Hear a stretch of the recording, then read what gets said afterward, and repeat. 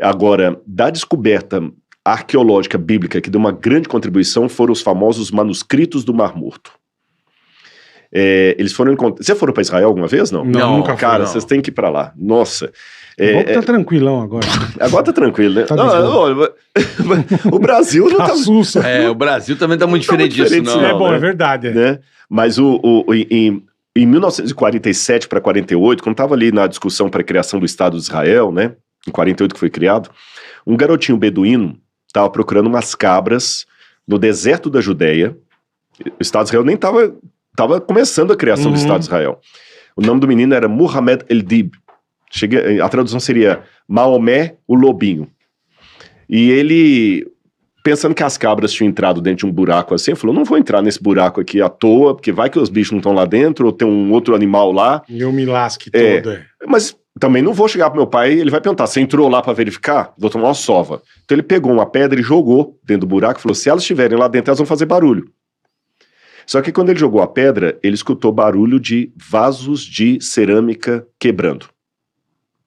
Aí ele chamou o irmão dele, os dois entraram por uma corda assim, e viram que eram vasos de barro dessa altura assim. Aí eles ficaram na dúvida, vamos abrir ou não vamos? Porque o beduíno é como se fosse o índio do deserto, se eu posso fazer essa comparação. Eles são muito supersticiosos, eles têm medo de gênios. Uma vez eu estava no Egito, no Sinai, e eu estava com um beduíno e uns 2 amigos, a gente estava subindo o Monte Sinai. E o cara tirou a foto da gente e saiu uma névoa aqui atrás. Fudeu. Pra quê? O cara não quis subir mais o beduíno, ele achava que era um gênio. Então, como no Brasil tem as famosas histórias do boitatá, mula sem cabeça, Iara, Saci, Boto, eles também têm lá os gênios. As lendas. Eles também têm. O Aladim, tá aí, ó, o gênio.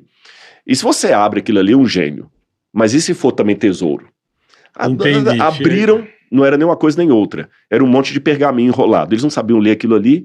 Venderam para um cara chamado Cando, lá em Belém. Eles pegaram isso. Venderam para o Cando. O Cando pegou e colocou para enfeitar a loja de antiguidades dele. Até que 2 padres dominicanos, frades dominicanos, Roland Devou e Callaghan, que eram da École Biblique de Jerusalém. A École Biblique é uma escola católica de arqueologia lá. Foram ali e viram o valor do negócio. Só que eles cometeram um erro. Os caras eram arqueólogos, não eram comerciantes. Demonstraram interesse demais. O cara pediu o preço. Aí o cara, não, pior. Ele falou, ele não quis nem vender. Não quis nem vender. Ele falou, olha, vou descobrir mais que eu vou ficar bilionário. Sim. Foi uma novela. Até que finalmente encontraram 11 cavernas com manuscritos. Agora encontraram a 12ª, mas não tinha manuscrito dentro dela. Aonde isso? Tudo em Israel, tudo no deserto da Judéia. E essas cavernas estavam repletas de manuscritos. E qual foi a importância disso para a Bíblia, já que você me perguntou qual foi o achado mais importante? Em vários lugares. Eu vou dar 2 ou 3 motivos. Nós não temos nenhum original da Bíblia. O Evangelho de Mateus, que o próprio Mateus escreveu, se perdeu. O texto de Isaías se perdeu. Nós só temos cópia de cópia de cópia. E falando do Antigo Testamento, para a galera que não sabe, a Bíblia é dividida em 2 testamentos, o Antigo Testamento e o Novo. O Antigo Testamento vai de Gênesis a Malaquias, o Novo vai de Mateus até Apocalipse. O Antigo Testamento é escrito em aramaico e grego, e hebraico, o Novo Testamento em grego.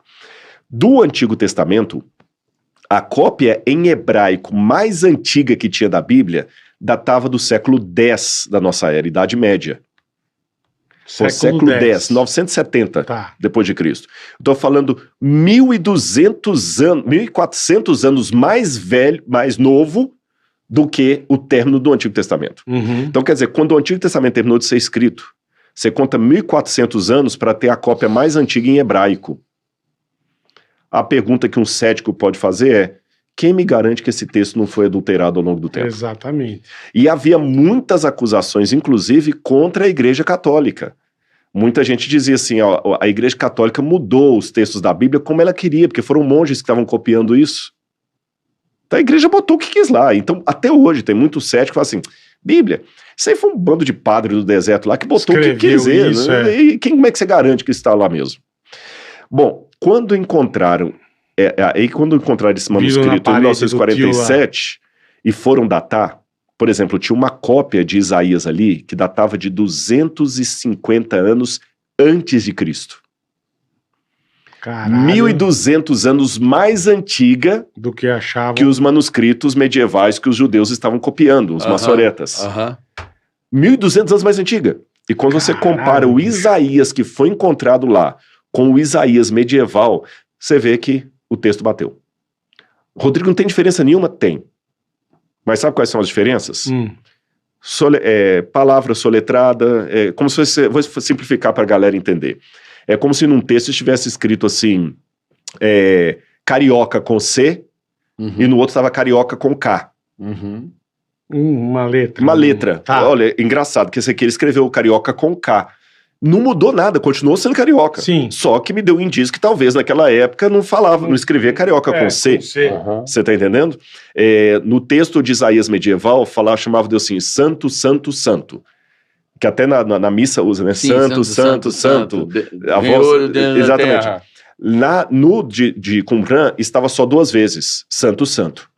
Mas mudou alguma coisa da sua fé?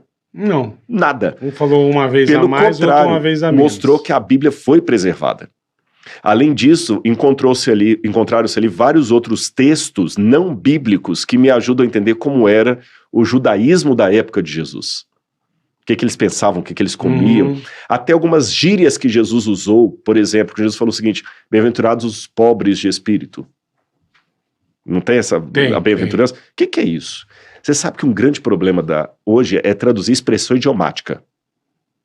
Você fala assim, caraca, moleque, né? O WhatsApp dá briga por causa O disso. que significa? Porque o escrito nem sempre é a tua intenção. Exatamente. Que é a musicalidade da fonética, né? E o que é pior, como é que você vai traduzir? Caraca, moleque. Como é que você traduz isso pro inglês? Não.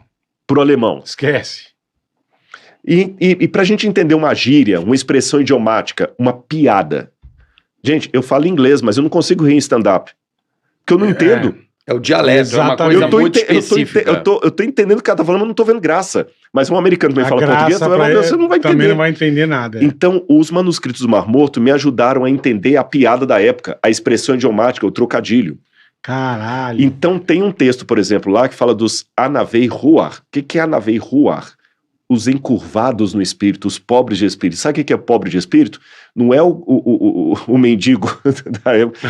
É o não crente, é o que não crê, aquele que não crê. Aquele pior que não, às vezes ele até crê. É aquele que não obedece a Deus. Porque Anavei Ruar, em hebraico, significa literalmente o encurvado no espírito. A palavra espírito, em hebraico, Ruar, significa também vento, sopro.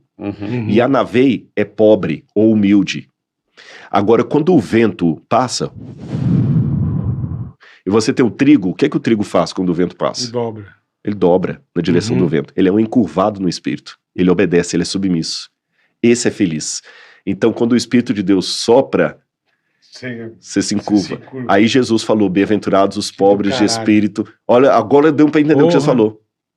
Não tem até uma música do catecismo? Quando o Espírito de Deus se move em mim, eu danço como o rei Davi. Fica outra coisa agora. Então, esses manuscritos são muito importantes e eu colocaria um asterisco nele. Conseguiu pegar do tio da parede os manuscritos? Conseguiu, hoje está tudo na universidade, no Museu de Israel. Cara, que tá louco, tudo lá no Museu de Israel. E eu tenho algumas cópias. Em Belém, em Belém, lá foi encontrado no deserto, eles levaram para Belém, venderam, né? Teve manuscrito que foi parar nos Estados Unidos. É mesmo. Eles compraram o cara turista milhões, tá lá turistando. Roubaram, mas hoje não, hoje já tá tudo em Israel, com exceção de alguns que estão no Jordânia. Qual lugar que tem